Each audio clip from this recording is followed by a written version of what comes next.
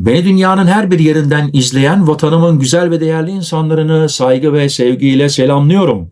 Türkiye'de gurbetçi vatandaşın aracına yanlışlıkla toplamda 1 milyon lira ceza yazıldı. Evet değerli izleyiciler, gurbetçiler, Avrupa'da yaşayan vatandaşlarım, doğru duydunuz. Bakın, sizin de başınıza böyle bir şey gelirse ne yapmanız gerekir? Bütün bilgiler bu videoda değerli izleyiciler, ve müsaade ederseniz sıla yolu çoktan bitti değil mi? Çoğumuz çoktan beri bu arkamdaki görüntüleri görmedik. Onun için müsaadenizle bu görüntüleri bugün montajladım.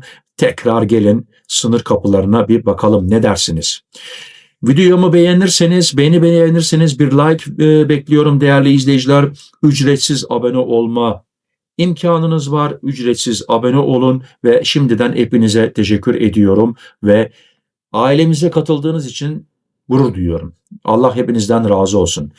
Almanya'nın Köln kentinde yaşayan M.C'ye Türkiye'ye aracıyla birlikte tatile gittiği yıllarda aracın Türkiye'de kalış süresini geçirdiği gerekçesiyle 800 bin lira ve 200 bin lira olmak üzere toplamda 1 milyon liralık ceza gönderildi. Aslında yanlış yapılan bu işlem gurbetçi vatandaşın itirazı sonrası düzeltildi. Değerli izleyiciler, burada sılayolu.com'a bu değerli haber için canı gönülden teşekkür ediyorum.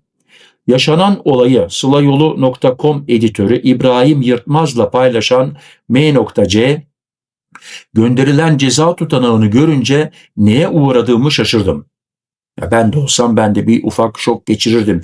1 milyon TL değerli izleyiciler, şimdi euro 48 TL ise hesapladım 20.833 euro yapıyor. Dile kolay, çok büyük bir ceza.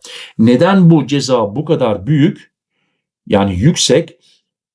O konuya da değerli izleyiciler biraz sonra hemen geleceğim. Onu da size izah edeceğim ve sizlere aydınlatacağım. Neyse ki sılayolu.com'dan İbrahim Bey'in tavsiyeleri ve verdiği bilgilerle yazılan ceza birkaç hafta sonra iptal edildi diye ifade etti. MC başından geçen olayı şu şekilde anlattı. Bağlı bulunduğum Köln Başkonsolosluğu'na 03.09.2025 tarihinde şahsıma ait bir tebligat gönderildiği tarafıma bildirildi. Tabii ki en kısa süre bu belgeyi almak için konsolosluğa gittim. Gönderilen ceza tutanaklarını incelediğimde yabancı plakalı aracıma Haziran 2022 ile Haziran 2024 tarihleri arası toplam 730 günlük süreyi 3 ay aştığım gerekçesiyle kanunun 238 1. B maddesine göre toplamda 1 milyon lira ceza kesildiğini okuyunca şok oldum. Halbuki ben o tarihlerde Türkiye'de aracımla sadece 5 hafta kalmıştım dedi. Değerli izleyiciler, bu herkesin başına gelebilir. Bakın şimdi ona da geleceğiz. Neden, nasıl olmuş? Kölnlü gurbetçi vatandaş konsolosluk görevlilerinden ne yapabileceğim konusunda bilgi ve tecrübeleri olmadıkları için hemen sılayolu.com'a durumu aktardım. Sağ olsun İbrahim Bey konuyla yakından ilgilenerek Kapıkule sınır kapısı yetkililerinden aldığı bilgiler doğrultusunda gönderilen ceza tebligatına pasaportumun fotoğraflarını da ekleyerek e-mail ile bir dilekçe yazarak itirazda bulundu. Yani itiraz etmeniz lazım, dilekçe yazmanız lazım ve bakın, yani öyle hemen basitten bir dilekçe değil, lütfen pasaport, fotoğraf, bunları eklemeniz lazım. Yapılan yanlışlık bir ayı geçen bir süre sonrası düzeltildi ve tarafıma düzeldiğine dair e-mail cevap gönderildi. Yani elinde bir e-mail oluyor. Neden? O da onun güvencesi için gelecek seneye Türkiye'ye giderse sınırda başı ağrımasın. Meğer yanlışlık 26 Haziran 2022 tarihinde, bakın neden oluyor? Türkiye'ye Derekör sınır kapısından giriş, fakat 05 Ağustos 2022 tarihinde Hamzabeyli sınır kapısından çıkış yaptım. Maalesef Hamzabeyli'den yaptığım çıkış sisteme düşmediği için aracımın hala Türkiye'de bulunduğu ve süreyi aştığı gerekçesiyle ceza gönderilmiş diye ifade etti. Değerli izleyiciler, Sıla yoluna gidenler, belki sizler de fark etmişsinizdir. Bu giriş çıkışlarda da orada çalışan görevliler, memurlar çok hassas bir şekilde dikkat ediyorlar bu yanlışlıklar olmasın diye. Ve gerçekten numarayı soruyor, tekrar bakıyor. Ben şahsen şahidim. Ama sizler başka bir şey yaşadıysanız tabii ki yorumlarda yazın değerli izleyiciler. Biz de bunu öğrenelim ve böyle önemli bilgiler geldiği zaman belki sizler de görmüşsünüzdür. O bilgileri ben sabitliyorum ve herkes görsün. O yorum en üstte oluyor o zaman. Türkiye'de yabancı plakalı aracın süresini sakın geçirmeyin. Bakın şimdi geleceğiz. O 20.833 euro nereden geliyor? Yurt dışında ikameti olan ve son bir yıl içerisinde toplamda en az 185 gün şartını sağlayan TC vatandaşları ve mavi kart sahibi vatandaşların yabancı plakalı araçlarının Türkiye'de 730 güne kadar kullanabilmelerine olanak sağlanmaktadır.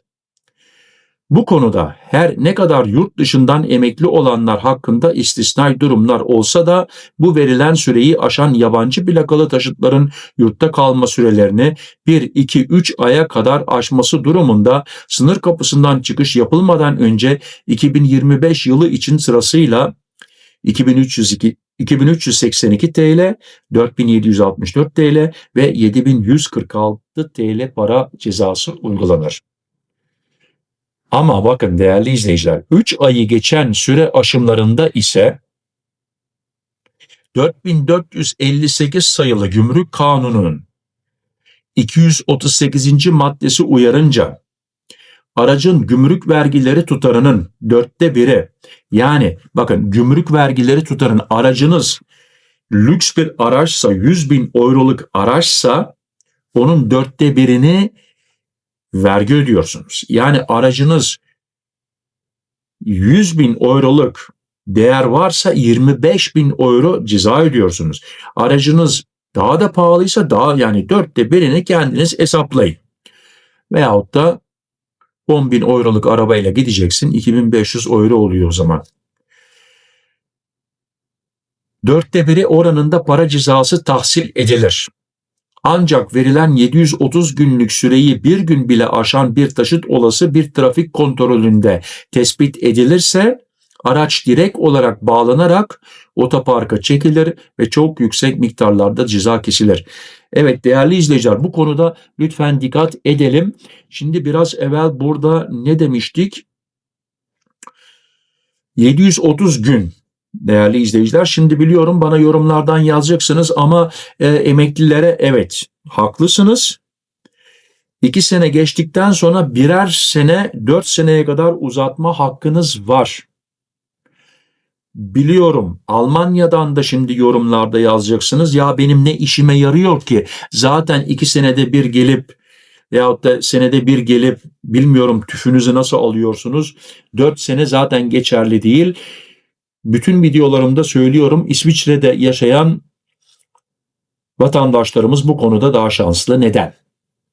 Bakın aracınızı yeni aldıysanız ilk tüfünü 5 sene sonra filan çağırıyorlar. Bazen 6 sene bile geçiyor. Seni ilk sefer çağırana kadar kantondan kantona göre İsviçre'de değişik. Ama 5 sene sen bir rahatsın. Yani arabanı ilk aldığın zaman o 4 sene senin işine yarar. Ama İlk up kontrola gittiğin zaman, yani Almanya'da TÜV oluyor. Burada da up kontrol oluyor. Ondan sonra efendime söyleyeyim 2 senede bir gitmen lazım.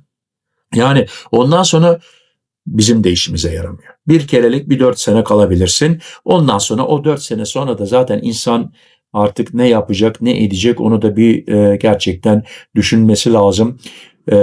Türkiye'den araç alırsa daha mı mantıklı olur bilmiyorum değerli izleyiciler. Bu konuda işte herkes başka türlü düşünüyor. Nasıl renklerle zevkler tartışılmaz. Şimdi oradan Ahmet diyor ki ya ben kendi arabamı kullanmak istiyorum, Almanya'daki kullandığım arabayı. Öbürkü oradan Ali çıkıyor, diyor ki yok ya, diyor, ben kendime bir ufak bir Tofaş aldım veyahut da bir Renault aldım.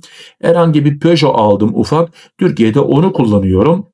Böyle işte, nasıl insanlarımız çeşitli, onun içinde değerli izleyiciler, herkesin çeşitli çeşitli düşünceleri vardır ve bütün düşüncelere saygı duymak lazım. Yani bu benim düşüncem. Evet değerli izleyiciler, fazla vaktinizi almak istemiyorum. Teşekkür ederim beni şimdi buraya kadar izlediğiniz için. Allah razı olsun hepinizden. Tekrar bir like verirseniz gerçekten sevinirim.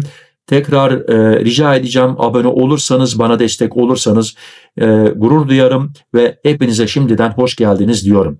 Kendinize dikkat edin, sıhhatinize dikkat edin, sıhhatli kalın, benimle kalın, hoşça kalın. Murat.